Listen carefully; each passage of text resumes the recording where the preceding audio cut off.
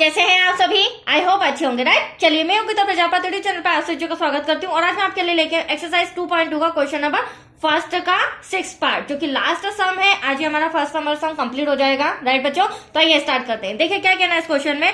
निम्न द्विघात बहुपदों के शून्य ज्ञात कीजिए और शून्यकों तथा गुणांकों के बीच के संबंध की सत्यता की भी जांच कीजिए। तो सबसे पहले हमें शून्य ज्ञात करना है, मतलब कि आंसर फाइंड करना, और जैसे ही हमारा शून्य का आंसर आ जाएगा उसे हमें जांच करके भी, वेरीफाई करके भी बताना है। तो आया आपको समझ में? करें स्टार्ट हम।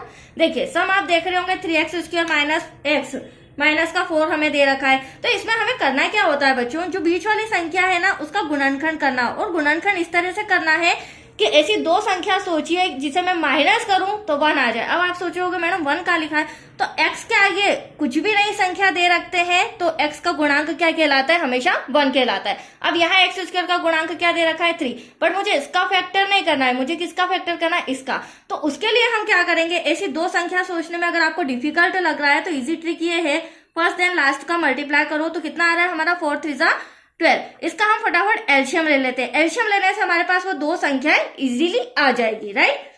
देखिए 2 6 12, 2 3 6, 3 1 3, ठीक है। अब आप देख रहे होंगे यहाँ पे 2 2 4, तो ये 4 में से अगर मैं -3 करती हूँ, दैट्स योर आंसर 1 आ रहा है। तो इसी तरह बड़ी डिजिट हो छोटी डिजिट हो, इसी तरह आप मल्टीप्लाई करके फर्स्ट देन लास्ट डिजिट का उसका एलसीएम लेके आप आंसर बता सकते हैं कि ये कौन सी दो डिजिट है, ठीक है। चलिए अब हम सम सॉल्व स्टार्ट करते हैं। अब देखिए फर्स्ट स्टेप में हम ब्रैकेट लगाएंगे। रफ में हमने क्या किया था? माइनस, हमारे सम में x दे रखा है, मतलब कि 4x माइनस का 3x। Any doubt?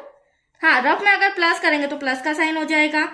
अगले स्टेप में बच्चों हम ब्रैकेट हटा देंगे। जब ब्रैकेट हटाएंगे तो ब्रैकेट के अंदर का साइन क्या हो जाएगा? चेंज हो जाएगा, मतलब कि माइनस का 4x है और ये माइनस का 3x है, तो ये क्या हो जाएगा? प्लस का 3x, माइनस का 4 एज इट इज, ऐसा का ऐसा, ठीक है।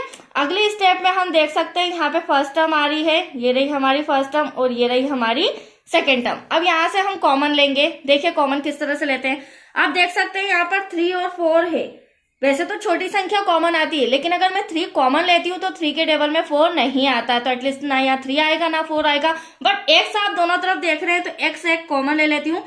अब देखिए 2x में से एक x बाहर, तो अंदर बचा 3x, 3 1 3, x का x में क्या x²। अब यहाँ से x बाहर आ गया तो यहाँ पर क्या बचा? ओनली ऑन 4, कॉमन इस तरह लिया जाता है। प्लस अब सेकेंड स्टेप में x y z कभी भी कॉमन नहीं आता है, डिजिट आती है वो भी छोटी। तो अभी हमने देखा ना ही 3 ले सकते हैं ना ही 4 ले सकते हैं, तो ऐसी कंडीशन में हमेशा हमारे पास बचता है 1, सबसे छोटी डिजिट, ठीक है। 1 को हम कॉमन ले लेते हैं, तो 1 का हम 3x में मल्टीप्लाई करेंगे तो 3x 1 3x, plus minus minus और 4 1 4। तो आया आपको समझ में? हाँ, दूसरी इंपॉर्टेंट पार्ट, ये दोनों ब्रैकेट सेम आना चाहिए, इनका साइन भी चेंज नहीं होना चाहिए। अगर साइन भी आपने मिस्टेक किया इसका मतलब आपने कॉमन गलत निकाला है, राइट। चलिए अब ये 3x माइनस 4, इसका कंपेयर हम 0 से करेंगे। 0 से क्यों करेंगे? क्योंकि हमें शून्य ज्ञात करना है, ठीक है, दो आंसर लाना है। अब आप देख सकते हैं ये माइनस का 4 उधर जाके क्या हो जाएगा बच्चों? प्लस का हो जाएगा, राइट। अगली स्टेप में जो आप देख रहे हैं 3 इंटू का है, वो कहाँ आ जाएगा? डिवाइड में। तो एक शून्य तो हमारा ये आ चुका है। अब प्लस का 1 उधर जाके क्या हो जाएगा? माइनस का। ये दूसरा शून्य। अब ये दो शून्य तो निकल गए हैं, मतलब आंसर आ चुका है। अब हमें जांच करके बताना है, ठीक है। जांच करने के लिए ये हमारा फर्स्ट नंबर का आंसर अल्फा होगा, देन सेकेंड नंबर का आंसर बीटा होगा। तो चलिए जांच करने के लिए दो छोटे छोटे फॉर्मूले हैं। देखिए कौन से हैं वो फॉर्मूले? शून्यकों का योगफल आ रहा है, मतलब कि अल्फा प्लस बीटा, राइट। अब अल्फा आपके सामने क्या है? 4/3, तो मैं अल्फा के प्लेस पर क्या लिख दूंगी? 4/3, ब्रैकेट क्लोज, प्लस का साइन। बीटा हमारा क्या है? माइनस का 1, तो बीटा के प्लेस पर क्या आ जाएगा? माइनस का 1। अगले स्टेप में हम क्या करेंगे? ब्रैकेट सॉल्व करेंगे। 4/3 प्लस माइनस माइनस का 1, डिवाइड में कुछ नहीं है तो हम 1 लिख सकते हैं। अब यहाँ क्रॉस मल्टीप्लीकेशन करेंगे बच्चों। 4 1 4, 3 1 3 और 3 का 1 में करेंगे तो 3 1 3, ठीक है। अगली स्टेप में से 4 में से 3 गया तो क्या बचा हमारे पास? 4 में से 3 जाएगा तो एटलीस्ट बचा 1 और डिवाइड का 3 ऐसा का ऐसा। अब यहाँ पर कुछ इंस्ट्रक्शन होता है। देखो मैंने बोला था जांच करनी होगी, तो हमारा एक आंसर तो आ चुका है। यहाँ आप देख सकते हैं 1 आ रहा है, इसका मतलब x का गुणांक 1 आ गया, और यहाँ पर x स्क्वायर का गुणांक 3 भी आ चुका है। तो यहाँ पर ऊपर हमारा 1 आ रहा है, तो यहाँ हम लिखेंगे इंस्ट्रक्शन छोटा सा, x का गुणांक, ये लिखना जरूरी नहीं तो आपके मार्क्स कटेंगे, और डिवाइड में 3 है तो ये x स्क्वायर का गुणांक। तो ये 2 आंसर आ गए। अब हमें अचर पद लाना है। अचर पद क्या होता है वो भी मैं आपको बताती हूँ, शून्यकों का गुणनफल। तो अब ये जो हमारा अल्फा बीटा है ना बच्चों, इसका हम गुणा करेंगे। क्या करेंगे? गुणा।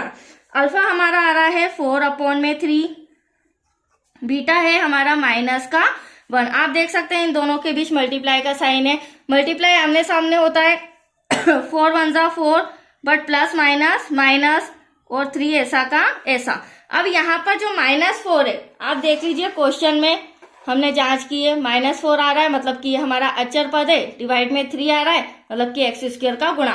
तो आप देख सकते हैं कि हमारा जो अल्फा और बीटा है वो हमारा आंसर सही है, क्योंकि हमने इसे वेरीफाई करके चेक करके भी देख लिया है, राइट।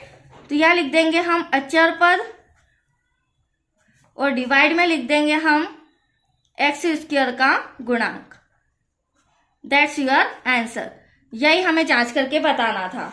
तो आया आपको समझ में? ये सम कंप्लीट हो चुके हैं, तो प्लीज इनके अच्छे से प्रैक्टिस कीजिए बच्चों, क्योंकि ये इंपॉर्टेंट सम है, एग्जाम पे 100% पूछे जाते हैं। ओके, तो आज के लिए इतना ही। थैंक यू बच्चों।